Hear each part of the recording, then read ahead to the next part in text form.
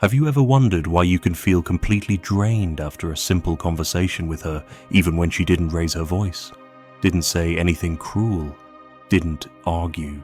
You walk away confused, empty, and you can't explain it.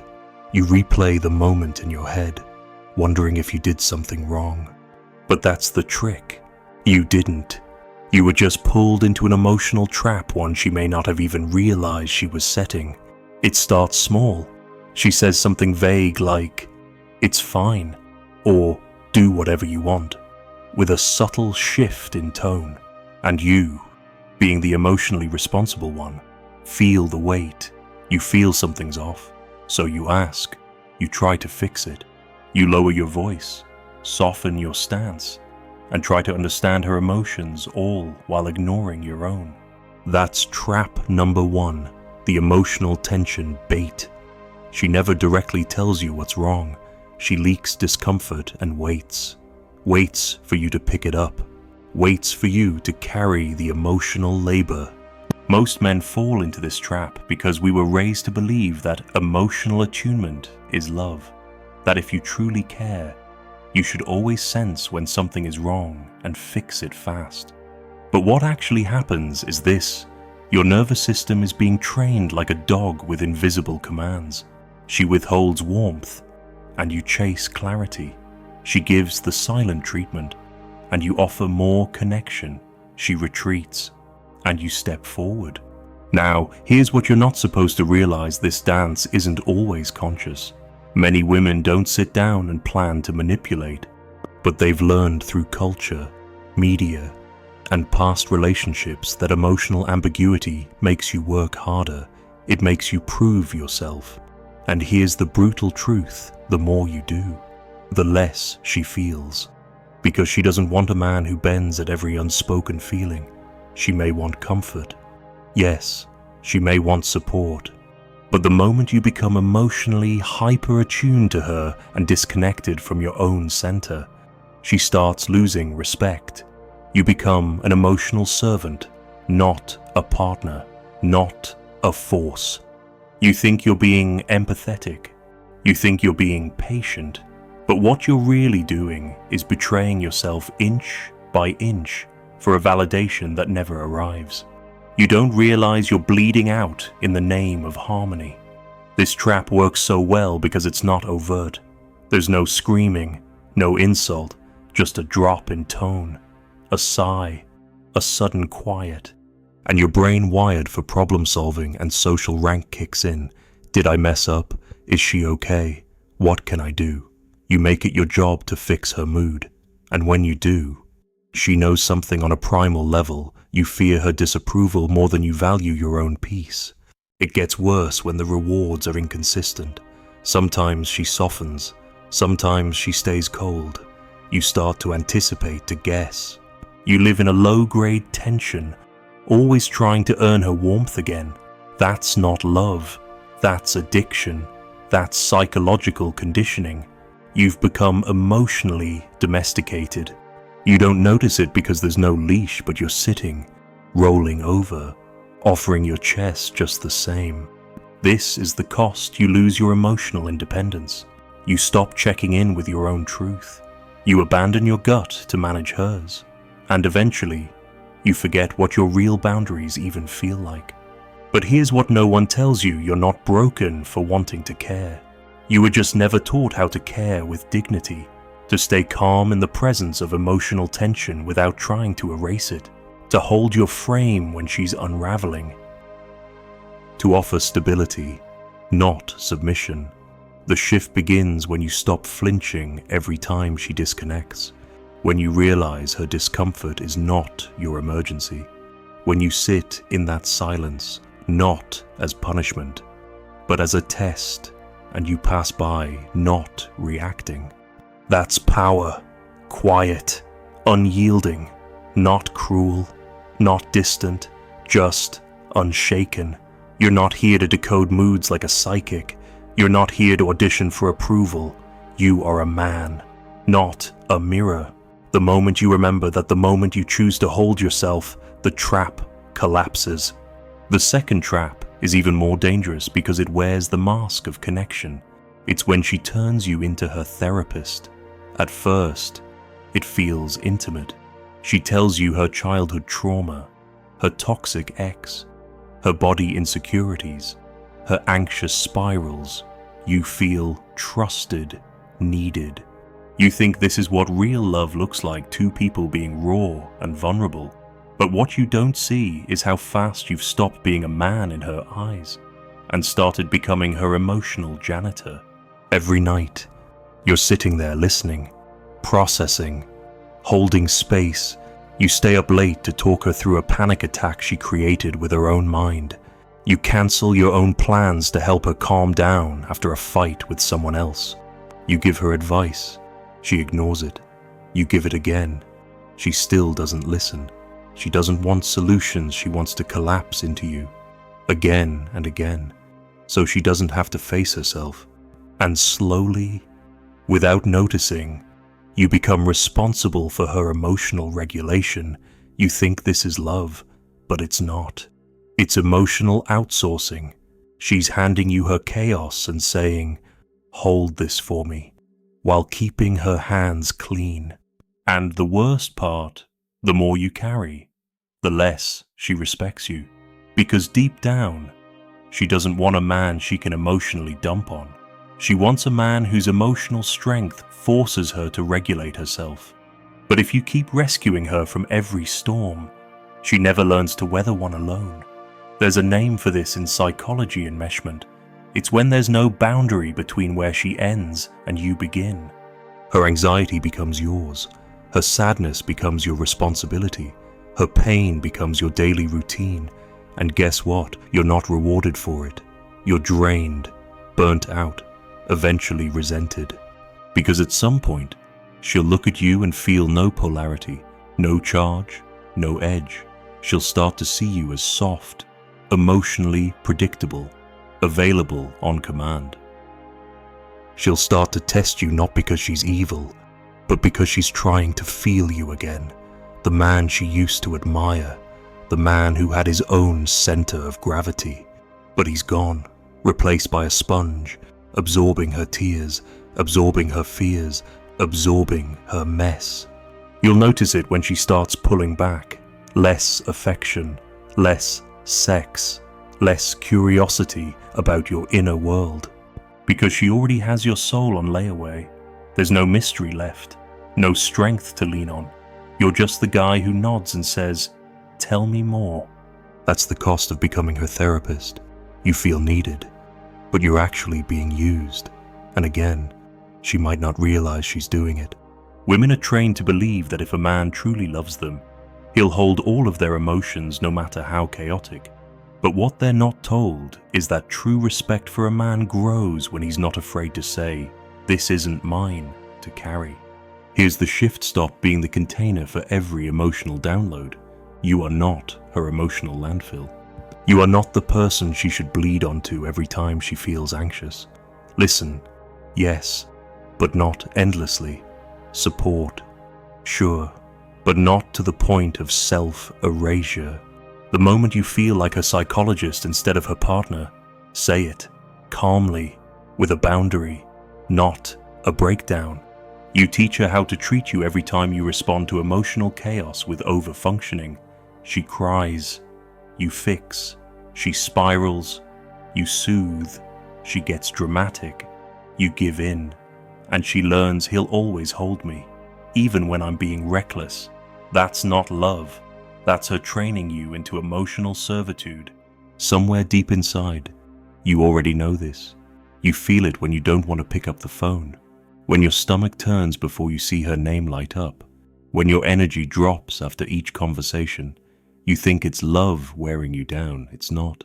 It's responsibility for a soul that isn't yours. A real man doesn't become a savior. He becomes a mirror. He reflects. He stands still when she wants him to wobble. He doesn't flinch when she tries to turn her emotional weather into his forecast. He holds the line. He says, "I'm here, but I won't carry what you refuse to own." That's when things shift. That's when you reclaim your peace. Now we move into the third trap, the one that's hardest to see because it feels like praise. It's when she puts you on a pedestal so she can later knock you off it. And she doesn't even realize she's doing it. In the beginning, you're the best thing that's ever happened to her. She says you're different, rare, the only one who gets her. She tells her friends she's never felt so safe, so seen. You feel chosen, special, like everything you've worked to become kind, stable, emotionally aware has finally been recognized. But what you don't see is that this isn't really about you. It's about how she feels with you. You're not a man in her eyes, yet you're a projection, a symbol of salvation. And when she makes you the savior, you don't realize that she's actually building a trap of impossible expectations. Not because she's malicious, because she's chasing a feeling, not a man. And the moment reality kicks in, the moment you forget something small, the moment you say no, the moment you express a boundary, the spell breaks. Suddenly, you're not safe anymore. You're selfish, distant, cold. She's confused, disappointed, hurt. But what's really happening is this: the pedestal cracked. She realized you're human, and because she couldn't separate the feeling you gave her from the person you are, she sees it as betrayal. And you're standing there wondering what you did wrong. You try harder. You remind her of all the things you've done. You bring back the dates, the support, the late night talks. You bend, you give, but nothing works, because now she sees the man, not the fantasy. And the truth is, she never really wanted the man. She wanted the high. This trap is emotional idealization. It's the dangerous drug of romantic projection, and it feels incredible until it turns. And when it turns, the fall is brutal, because when she idealized you, she inflated your role in her life. So now, every normal human flaw becomes proof that you're not what she thought. She'll say things like, "You've changed," when in reality, you just stopped performing at peak fantasy. She'll claim you're becoming distant, when in reality, you just stopped contorting yourself to match her imagined version of you. And if you've ever been in this trap, you know the gut-wrenching confusion. How can someone who once adored you now look at you with indifference or worse, contempt? How can someone who once said they loved everything about you now say you make them feel unsafe? Because love built on illusion always turns into resentment. The cost here is insidious. You start performing. You try to be him again, the one she idealized. You say yes when you mean no. You censor your truth. You shape yourself to avoid disappointing her again. You lose your grounding because you've mistaken validation for love. But here's what most men never realize: being idealized isn't respect. It's dehumanization. It's being turned into a symbol. And you cannot sustain intimacy when you're being loved as an idea instead of a man. So what's the shift? You stop playing along. You stop basking in the pedestal. You start seeing the early overpraise for what it is, a red flag wrapped in romance. You listen when she tells you you're perfect. You pay attention when she says you're not like other men, because it sounds flattering, but it's actually a setup, a trap. The moment you feel like you're being treated like a fantasy, you ground yourself. You speak plainly. You show your flaws early. You reveal your real pace, your real energy, your real needs. You don't try to maintain the rush, you hold your line, even if it cools things off. Why? Because only then will you see if she actually wants you. And if she starts pulling away, good. Let her go. Let the fantasy die. Because if she can't love you without the pedestal, she can't love at all. The power here is not in trying to become more lovable. It's in letting her discomfort with reality reveal her emotional immaturity. You don't need to earn her return. You need to reclaim your truth. Stop being the dream she wants to feel. Start being the man you actually are. The fourth trap is subtle, but it's the one that leaves the deepest scars. It's the guilt script. the invisible pressure to constantly prove your goodness, not just once, but endlessly. It begins the moment she frames her needs as moral imperatives, and yours as selfishness. You don't even see it at first. She makes a simple request. Can you cancel your night out with friends? I just miss you. You hesitate. Her voice gets softer. It's okay. I just thought maybe I mattered more. And just like that, your instinct to set a boundary is reframed as neglect. You give in because you don't want to be the bad guy. You care. You show up. You postpone your needs. And she thanks you not with respect, but relief. The emotional leverage just worked. She doesn't say it outright, but you feel it. The cost of saying no is guilt. The price of being honest is her sadness. The punishment for choosing yourself is her silence. It's not always loud. Sometimes it's a sigh, a change in tone, a distant look that makes your chest tighten. You didn't do anything wrong, but you feel like you did. That's the trap. You are not guilty, but you feel guilty anyway. Women don't always do this intentionally. Many have been conditioned to believe that if they feel neglected, the man must change. Their pain becomes evidence of your failure. And over time, this dynamic becomes a silent courtroom where she's the emotional judge and you're always on trial. Every interaction is weighed against how much you care, and care, in her mind, equals sacrifice. So if you say no, if you ask for space, if you protect your time, it must mean you don't love her enough. And you start believing it. You start proving yourself over and over. You plan more dates. You check in more. You apologize for things that weren't wrong. You over-explain. You walk on eggshells, scanning her reactions like a man under surveillance. Your nervous system lives in constant defense, and you call it love. But here's the brutal truth. Love that demands guilt is not love. It's control wrapped in emotion. The cost of this trap is the slow erosion of your self-trust. You stop asking, "What do I want?" and start asking, "What will make her happy?" You confuse emotional peace with compliance. You confuse harmony with surrender, and you lose yourself in the process. Somewhere along the way, you stopped being a man. You became a caretaker, an emotional cushion, a mirror reflecting only what she wants to see. And what do you get in return? A woman who feels temporarily secure until the next time you disappoint her. Because make no mistake, the goalpost will always move. Guilt never ends with one act of sacrifice. It only pauses, then resets. You'll know you're caught in this trap when you dread honest conversations, when you fear her emotional response more than your own truth, when you find yourself saying things like, "I didn't want to upset her," instead of, "This is who I am." So, how do you break free? You stop negotiating with guilt. You stop rewarding emotional manipulation with closeness. You stop proving your love through suffering. You recognize that love, without the freedom to say no, is not love. It's emotional extortion. You reclaim your right to disappoint her. Yes, you're right. Because being a man means you will, at times, say things she doesn't want to hear, do things she doesn't fully understand, want things that make her uncomfortable. That's not cruelty, that's sovereignty.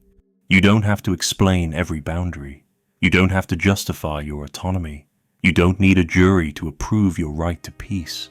The moment you stop playing defense and start holding your truth without guilt, without flinching, is the moment she finally meets a man, not a puppet. And if she walks away, then let her. Let the woman who needs your guilt more than your strength go find another emotional hostage. You are done bending. You are done begging. You are done carrying the weight of someone else's inner work. You are not the villain. You are not broken. You are not cruel. You are simply finished being controlled by emotion disguised as love. The fifth trap is the most dangerous because it feels like nothing. It's not a scream, not a fight, not a guilt trip. It's the quiet withdrawal of warmth, attention, interest with no explanation. It's when she starts pulling back, and you're left guessing. You didn't do anything wrong. You were still texting good morning, still making time, still giving her your best. But something shifted. Her replies get shorter. Her eyes scan past you when you speak. Sex stops or turns mechanical. She says she's tired, stressed, distracted. You ask if something's wrong. She says no, but everything in you knows she's already gone. And you're the last to know. This is emotional starvation, a slow, quiet erosion of connection that keeps you hooked because there's no closure, no clarity, no clean break, just enough presence to keep you guessing, hoping, trying, and that's the trap. She's still there, but not fully. She's half present, emotionally ghosting you in plain sight, and you fall into the loop. You initiate more, you plan the dates, you send the heartfelt texts, you make her laugh, remind her of memories, try to revive what once was. You even become more romantic, thinking maybe, just maybe, if you give more, she'll return to you. But she doesn't, because she's already decided, maybe not even consciously, that you've lost your value. She's no longer hungry for you, she doesn't miss you, and instead of having the integrity to be honest, she leaves you dangling, because as long as you're still trying, she still has power. Some women don't even know they're doing it. They don't want to hurt you. They don't want a scene. So they stop feeding you emotionally and hope you'll take the hint. That you'll just fade. And when you finally pull back, they'll say things like, "We just drifted." No, you didn't drift. She let go first. You were still holding the rope, alone. The pain this creates is brutal. It fractures your sense of reality. You begin questioning yourself. You wonder what changed. You think if you had been more exciting, more masculine, more successful, she would have stayed. But you're wrong. You didn't lose her. She withdrew herself, and you stayed too long trying to earn what should have been given freely. The cost of this trap is deep emotional depletion. You spend months in confusion, trying to understand someone who won't speak honestly. You lose your vitality. You lose your self-worth. You become a man who waits, and waiting kills the masculine soul. Here's what most men don't realize when a woman stops pouring into you. You must stop pouring into her, not out of punishment, out of self-respect. When the energy shifts, you must match it, not chase it. That's the only move that preserves your dignity. The real power isn't in trying to fix what she won't explain. The power is in silence, detachment, walking away without burning down your own peace just to prove a point. You don't need to beg for closure. Her absence is your closure. A woman who values you will communicate even awkwardly, even imperfectly, because she cares. If she won't talk, won't clarify, won't meet you halfway, she's not emotionally safe. She's using your attachment against you. And that's not love. That's leverage. This is when you step back, not dramatically, not with a tantrum, but with quiet clarity. You mirror the energy she gives you. You protect your time. You reinvest in your own momentum. You stop making a shrine out of someone who's already emotionally left the room. And when you do, when you reclaim your center, she might return. But not because she loves you, because she misses the supply. Don't fall for it. You don't reward starvation with loyalty. You don't feed a system that punished you for staying. You don't need closure. You need to remember who the hell you are. She didn't break you. She revealed what you were too afraid to protect.